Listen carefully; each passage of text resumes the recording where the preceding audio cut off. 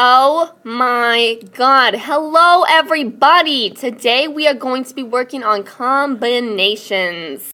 A combination is a selection in which order does not matter. N combinations of r equals n factorial over n minus r factorial r factorial. Whoa. For example, Miss Thomas is doing a raffle review in a class of 30 students. 3 students will be selected and receive the same prize. How many possible sets of 3 students can be made? One leg goes.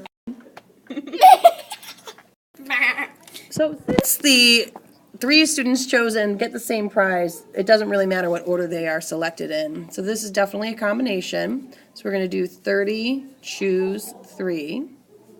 So that's going to be 30 factorial over 30 minus 3 factorial times 3 factorial. So simplifying that, it's just going to be 30 factorial over 27 factorial, 3 factorial.